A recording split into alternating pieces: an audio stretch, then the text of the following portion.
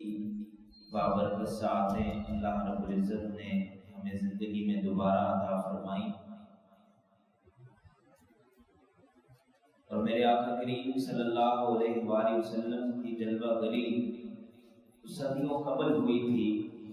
लेकिन जब भी रबीउल अव्वल के ये बाबरकत दिन आते हैं, माहौल की ताज़गी ये बताती है और उस शाबान मुस्तफ़ा सल्लल्लाहु अलैहि वसल्लम के खिले हुए चेहरे ये बताते हैं कि जैसे कल ही की बात है।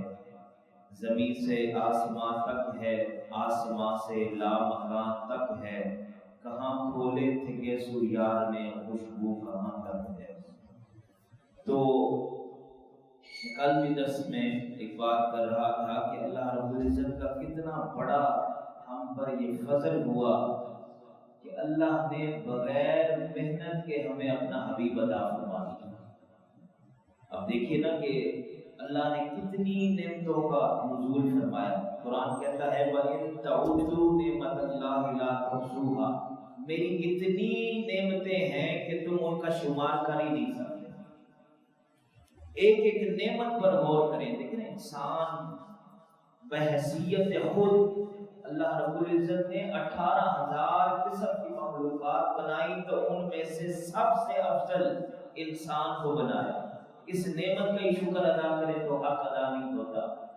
तो इसमें हमारा तो कमाल कोई नहीं था, ये तो अल्लाह ने हमसे मोहब्बत की ना। पहले कुरान कहता है हल अता अलल इंसान हीनुम मिनद्दहर लम यकुन शैय्यन मज़कूरा, इंसान पर एक ऐसा वक्त था कि जो तब ये काबिल जिक्र शय ही नहीं था। तो फिर रब ने हमसे मोहब्बत की और हमें अपना नायब, अपना इंसान, यानी कि मखलूकात में से सबसे आला मखलूक इंसान बना दिया। ये रब का कितना बड़ा करम है। और फिर हजरत सुलेमान फारसी रज़ियल्लाहु ताला अन्हु से पूछिए ना कि जो महबूब सल्लल्लाहु अलैहि वसल्लम का इंतजार करने के लिए कितनी मेहनतें की, नबी इंतजार करते रहे। बहुत जो नस्तूरा राहिब था, बहुत बड़ा पादरी, वो इंतजार करता रहा कि वो अज़मत वाला रसूल आ जाए तो मैं उन पर ईमान ले आऊं। बुहेरा राहिब इंतजार करता रहा। मजूसी के बेटे थे हजरत सुलेमान फारसी, हक की तलाश में निकले तो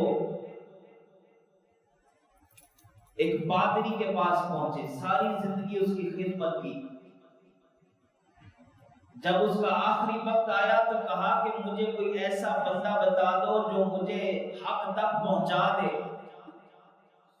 फरमाया मेरे इंतकाल के बाद तुम गबूरिया चले जाना, वहां पर एक पादरी है जो खुदा रसीदा। कहते मैं फिर उस पादरी तक पहुंचा, सारी जिंदगी उसकी खिदमत की। जब उसका आखिरी वक्त आया तो मैंने कहा मुझे कोई बता दो कि अब मैं कहां जाऊं। कहा अब दुनिया में ऐसा कोई शख्स नहीं है कि जिसके पास मैं तुम्हें भेजूं। हाँ, तुम हो सके तो यसरब चले जाना, वहां उस आखिरी नबी के आने का वक्त हो गया है जो खत्म नबूवत का ताज पहन कर आएगा। वो जो वमा अरसलनाका इल्ला रहमतन लिल आलमीन की रहमतों के झुरमुट में आने वाला है।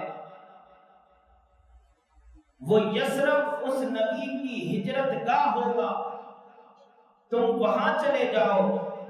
कहते मैं हुजूर की तलाश में निकला, एक काफिले के साथ हुआ तो उन्होंने मुझे अपना गुलाम बना लिया। लेकिन एक मेहरबानी उन्होंने ये की कि मुझे बेचा जाके यसरब में, जो बाद में मदीना बन गया। वो जो बीमारियों की जगह थी, मेरे हुजूर आए तो वो शिफा जगह बन गई।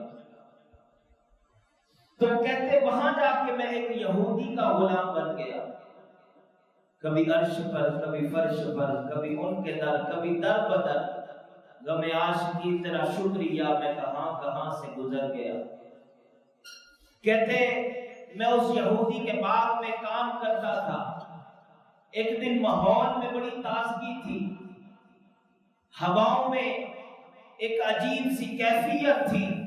اور میری کانوں میں پھر آواز آئی طلع البدر علینا من ثنیات الوداع، کہ اس نبی آخر الزمان کے آنے کا وقت ہو گیا۔ کہتے جیسے ہی مجھے یہ صدائیں آئیں تو پھر میں اپنے اس باغ سے نکلا تو میرا مالک مجھے کہنے لگا کہ لگتا ہے نوکر بھاگنے لگا ہے۔ میں نے کہا میں بھاگ کے کہیں نہیں جاؤں گا، میں نوکر تیرا ہی ہوں، لیکن دل نوکر کسی اور کا ہے، یہ کسی اور کی تلاش میں نکلا ہے۔ کہتے ہیں میں وہاں سے نکلا تو حضور تک پہنچا۔ اس پادری نے مجھے 3 نشانیاں بتائی تھی کہ جو نبی آخر الزمان ہوں گے ان کی 3 نشانیاں ہیں کہ وہ ہدیہ کبھی رد نہیں کریں گے، صدقہ قبول نہیں کریں گے، اور ان کے دونوں کندھوں کے درمیان مہر نبوت ہوگی۔ کہتے ہیں میں کچھ کھجوریں لی، صدقہ کی نیت سے حضور تک پہنچا تو حضور نے آگے سے منع کر دیا کہ ہم صدقہ نہیں دیتے۔ کہتے ایک نشانی پوری ہوئی۔ پھر میں کچھ دن گزرے تو دوبارہ ہدیے کی نیت سے کھجوریں لے کر پہنچا تو کہتے حضور نے قبول فرما لی، لیکن میں بھی چاہتا تھا کہ 3 نشانیاں پوری ہوں تو پھر ہی میں مانوں گا۔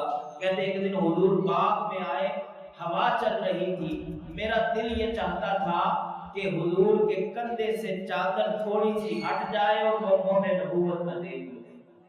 کہتے ابھی میرے دل میں ارادہ تھا، حضور میرے ارادہ قلب سے واقف ہوئے تو آپ نے اپنی چادر اتاری، فَأَلْقَى إِلَيَّ رِدَاءَهُ، کہتے ہیں کہ حضور نے اپنی چادر اتار کر میری طرف پھینکی اور فرمایا انظر إِلَى مَا أُمِرْتَ بِهِ، فرمایا اے سلیمان آ کے دیکھ لے وہ نشانی بھی جو پادری نے تجھے بتائی۔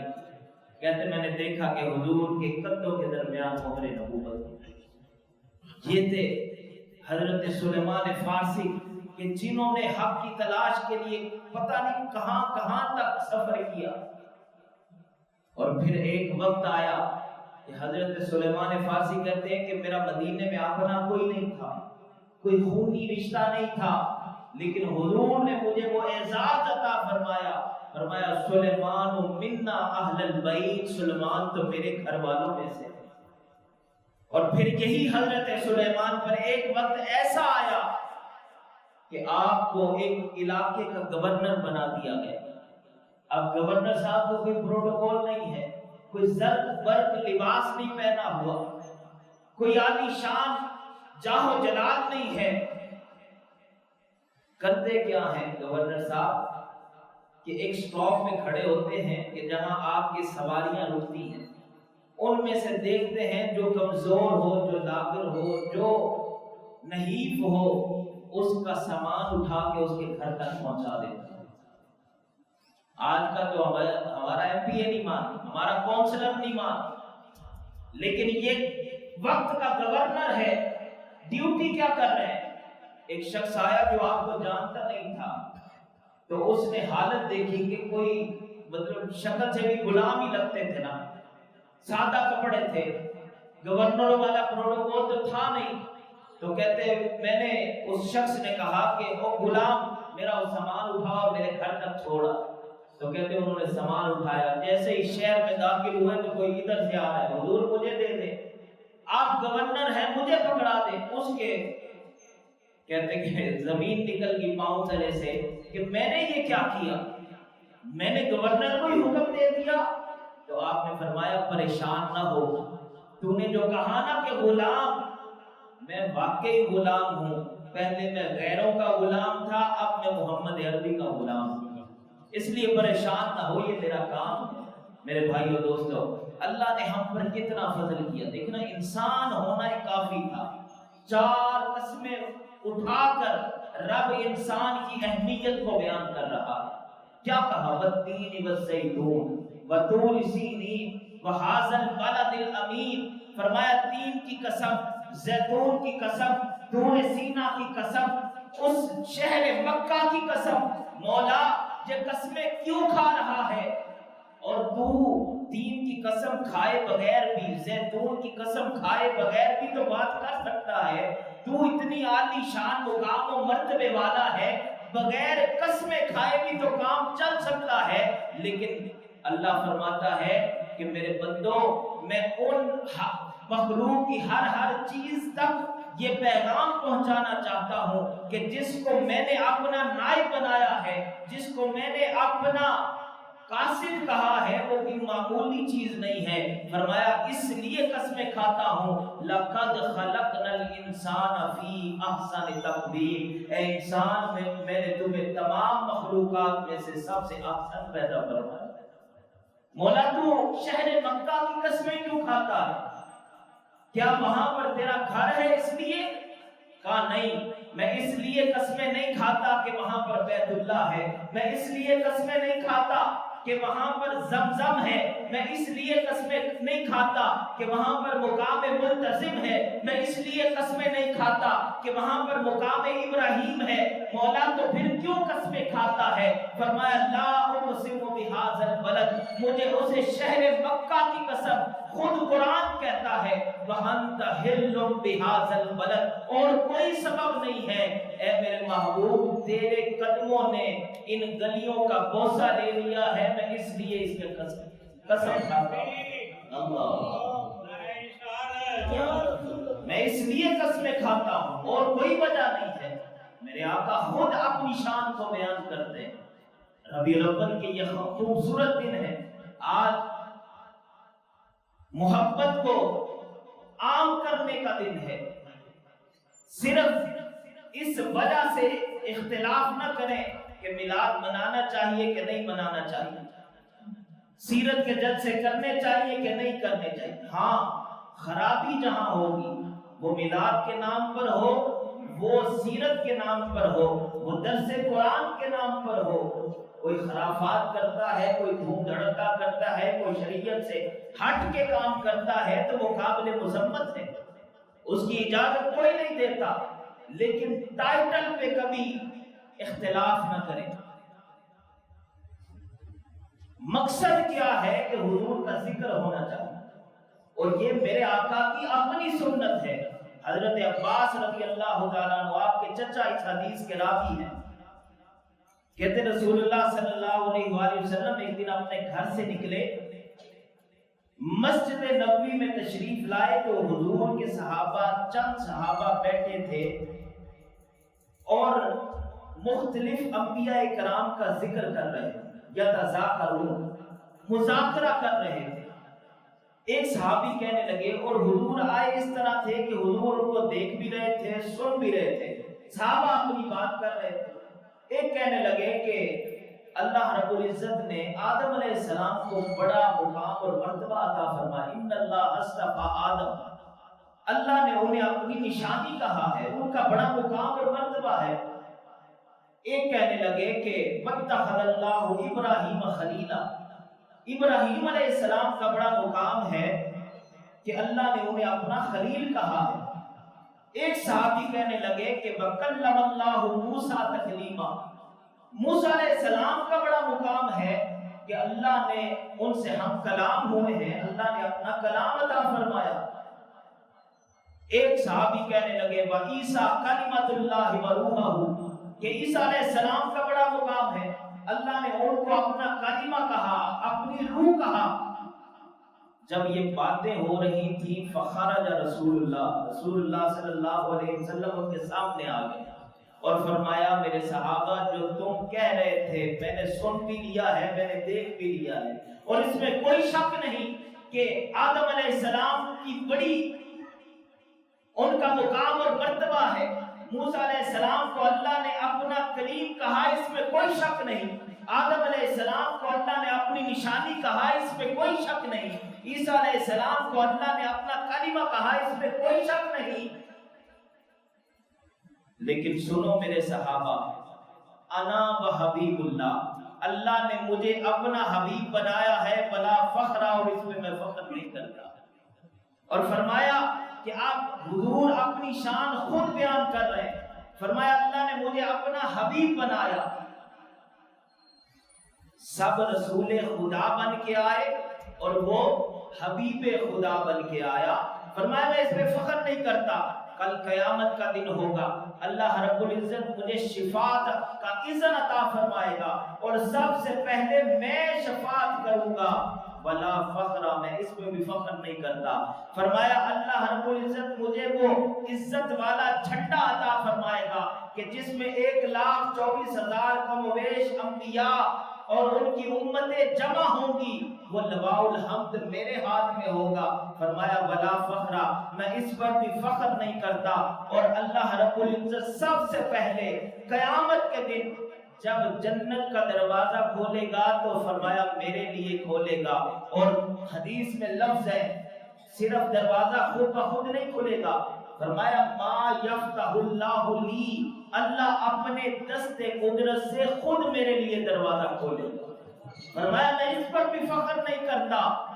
اب دیکھیے نا، دروازہ کھل گیا ہے، مسجد کا دروازہ کھلا ہے، کسی کو اسپیشل تو نہیں کہا جاتا کہ آپ اندر آ جائیں، لیکن میرے نبی کا پروٹوکول چیک کیجئے۔ فرمایا اللہ اپنے دست قدرت سے دروازہ بھی کھولے گا اور خود جو اس کی شان کے مطابق ہے خود ہی فرمائے گا اے محمد تشریف لے آئیے، ہم آپ کا استقبال کرنے کے لیے کھڑے ہیں۔ اللہ اکبر، یہ ہے میرے آقا کی شان جو خود حضور بیان فرما رہے ہیں۔ میرے بھائیو دوستو، وقت کی کمی ہوتی ہے، زیادہ باتیں ہم کر نہیں سکتے، ورنہ ابراہیم علیہ السلام دعا مانگ رہے ہیں کہ مولا وہ رسول میری لڑی میں سے آ جائے۔ جناب عیسیٰ علیہ السلام اپنے ان 12 خاص لوگوں میں آنے والے نبی کا خبر بھی دے رہے ہیں اور ان کا نام بھی بتا رہے ہیں۔ وَمُبَشِّرًا بِرَسُولٍ يَأْتِي مِن بَعْدِهِ اسْمُهُ أَحْمَدُ، کہ میرے بعد جو آنے والا ہے وہ ان کا نام احمد ہوگا۔ تو ان میں سے ایک نے سوال کر دیا کیا وہ اتنی عظمتوں والے ہیں کہ جن کا ذکر آپ کر رہے ہیں؟ تو حضرت عیسیٰ علیہ السلام نے جو جواب دیا نا، فرمایا کہ اگر میں ان کا زمانہ پاؤں اور میری ملاقات ہو جائے اور مجھے یہ توفیق مل جائے کہ میں ان کے جوتے کے تسمے باندھ دوں، اس سے بڑی سعادت کوئی نہیں۔ میرے بھائیو دوستو، اللہ نے ہمیں وہ نبی عطا فرمائے، محمد جانے جانا ہے، مقدر ہو تو ایسا ہو۔ محمد جانے جانا ہے، مقدر ہو تو ایسا ہو، رسولوں کی بشارت سے مبشر ہو تو ایسا ہو، کیا ہم کو غلام ان کا، مقدر ہو تو ایسا ہو۔ لیکن آپ دیکھیے کہ آج ہم کن باتوں میں جھگڑ رہے ہیں۔ ابھی تک ہم ان مسئلوں سے نہیں نکل رہے کہ شلوار ٹخنوں سے اوپر ہونی چاہیے کہ نیچی ہونی چاہیے، اقامت سے پہلے کھڑا ہونا ہے کہ قد قامت الصلاۃ پہ کھڑا ہونا۔ ابھی تک ہمارے جھگڑے انہی میں چل رہے ہیں کہ ہم آپس میں مناظرے اس بات پہ کر رہے ہیں کہ رفع یدین کرنا چاہیے کہ نہیں کرنا چاہیے۔ بھائی یہ سارے میرے نبی کے طریقے ہیں، جس بھی طریقے سے نماز پڑھو گے نماز ہو جائے گی، نماز قبول کرنے والا اللہ ہے۔ آپ ان جھگڑوں سے نکلیے۔ کافر ہمیں مسلمان سمجھ کے مارتا ہے، وہ یہ نہیں دیکھتا کہ یہ وہابی ہے، یہ دیوبندی ہے، یہ شیعہ ہے، یہ سنی ہے۔ وہ ہم پہ ظلم کرتا ہے تو مسلمان سمجھ کے، اور ہم آپس میں اتنے جدا ہو گئے ہیں کہ ایک دوسرے کو مسلمان سمجھنا ہم گوارا نہیں کرتے۔ کہ آج مسلمان کا خون اتنا سستا ہو گیا۔ اس امت کا انتخاب کس نے کیا؟ بھئی رب نے کیا نا۔ اللہ نے اپنے حبیب کا انتخاب کیا، پھر اس حبیب کے لیے اپنے صحابہ کا انتخاب کیا، اور اس امت کا انتخاب بھی رب نے کیا ہے۔ تو امت انفرادی طور پر ابھی تک بس نماز پڑھ کے سمجھتی ہے کہ میں نے حق ادا کر دیا۔ بھئی یہ دین اس لیے نہیں آیا تھا، صرف پڑھنے پڑھانے کے لیے نہیں آیا تھا، اس دین کے نفاذ کے لیے رسول اللہ نے طائف کے مقام پر پتھر کھائے تھے۔ اس دین کے نفاذ کے لیے رسول اللہ نے احد کے میدان میں اپنے دندان مبارک شہید کروائے تھے۔ مر کے ہم نے بھی جانا ہے۔